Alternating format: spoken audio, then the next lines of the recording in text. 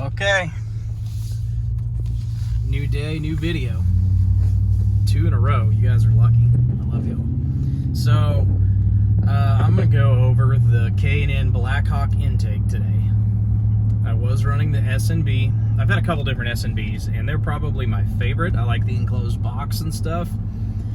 But the reason why I switched was I've got an 1.5-inch body lift.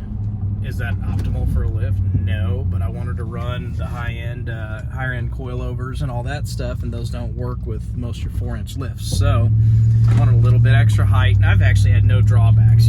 Looking at the truck, you can't even tell. The steps are where they should be. Bumpers are relocated with the brackets they send. The only thing, I had to angle my exhaust tips up just a little bit, but I've got the 5-inch tips, so even at that, it wasn't drastic. So the reason why the S&B didn't play nice with that is the way that the intake tube connects to the air box. It was just stressed there at that joint thing. So here, I'll get on it and let you hear this.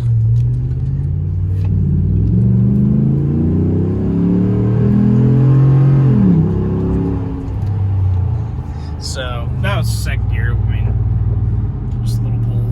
The K&N's real throaty. It sounds about like the Blackhawk or the S&B did. As far as power gains, I don't know. I'm tuned. The difference between the S&B and this is, I haven't noticed any difference. It fits better with the 1.5-inch body lift. The couplers are a little more flexible in the way the box is and stuff. So I'll do some under hood shots, and I'll do a couple more sound clips and stuff. It's very throaty. It sounds good. When you're just driving regular, you can't tell that it's even on there. Same with the S&B. So arguably, I think the S&B might be a little better quality. Like I said, I really did like the way it was enclosed. If you guys have looked at those intakes, you know what I mean. Another good intake's a Ram, but again, with the 1.5-inch body lift, I'd have to get a longer coupler, and those just, I don't know, those don't look right, in my opinion, under the hood of a newer modern truck. They look awesome on older vintage cars and stuff. So I'm getting into some traffic here. I'm gonna sit tight. I'll be right back with you guys.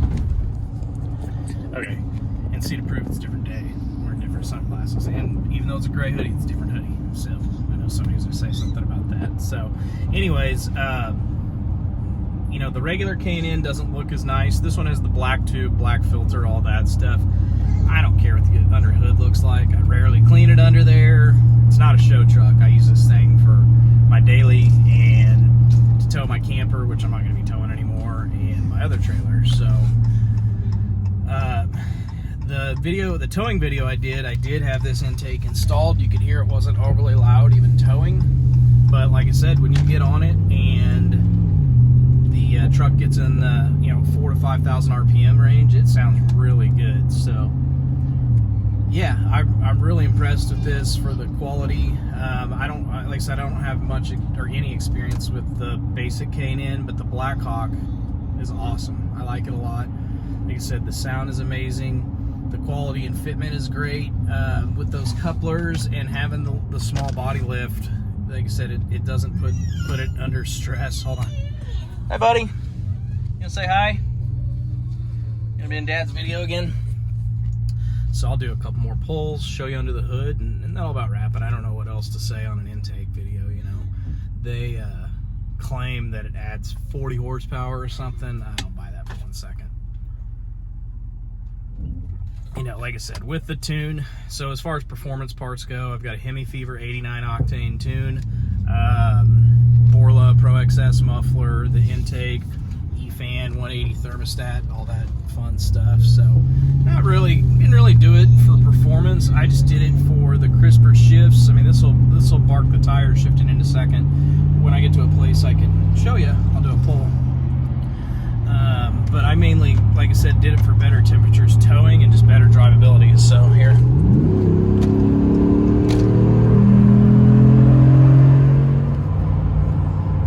That was on the highway. There's nobody around. So yeah, it sounds really good.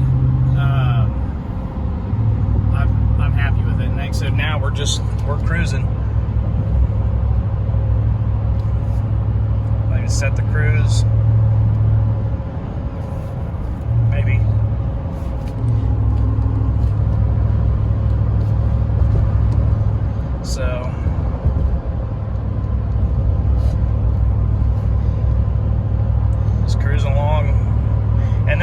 thing. People say these 321 trucks won't hold 8th gear. Well, we're cruising in 8th. And this is on 35s. We're cruising on the highway, so yeah, I mean, I'm happy with how all this stuff works together. Am I going to go out and break a quarter-mile record? No. I don't race the truck. I mean, like I said, I did mainly the stuff for better drivability.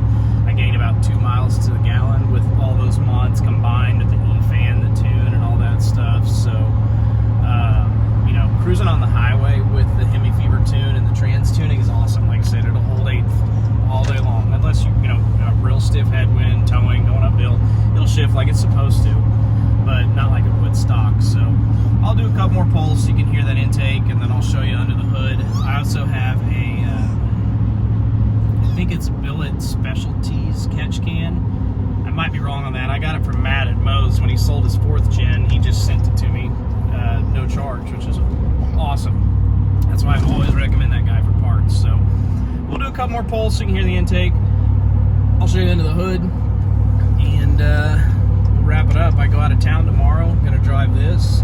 Be interesting to see what kind of mileage I get on these new tires. They aren't super heavy for a 35-inch MT, so it does okay on the highway. So sit tight. I'll find a secluded spot, bring a couple of 0 to 60s or whatever, and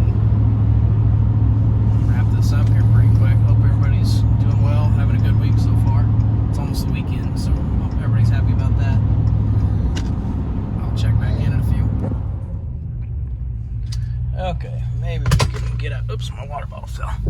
All right, now we can.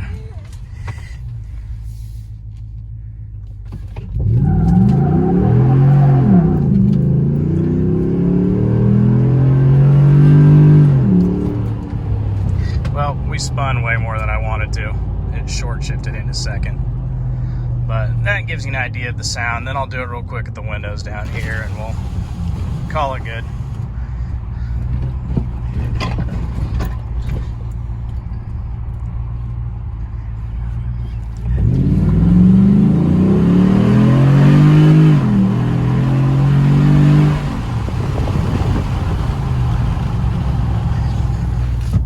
So that's what it sounds like.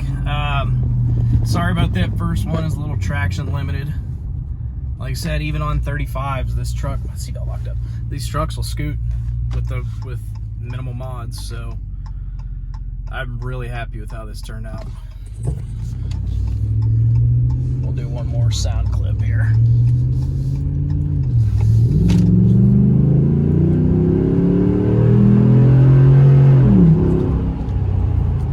So that's what she sounds like. Like I said, it's a good throaty intake. We'll go home and wrap this up real quick and let you guys see what it looks like and kind of how it fits with the other modifications and stuff. So yeah, like I said, it's not super fast, but the truck's got plenty of power for still having a little bit of fun and being a daily driver. Like I said, I mean, it spun through that first time. Whoops. So granted, it's a little bit cold out too. It's 42 degrees, but yeah, I'm happy with it. So we'll show you the underhood shot, wrap this up, and catch you all soon. So real quick, that's the massive E-fan, so it's loud. But I mean, it cools this thing right down. I had to trim this right here because it was touching the hose. Mike Lozzie, however you say his name, he does a video on that. So there's my catch can, and there's what we're here for. It's the intake. I mean, it's sturdy. It's not going anywhere. You can see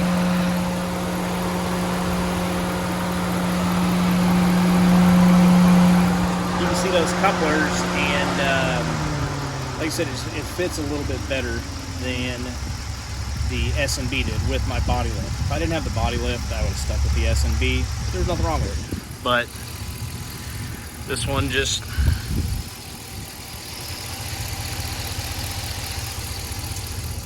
fits well. So that's what it looks like.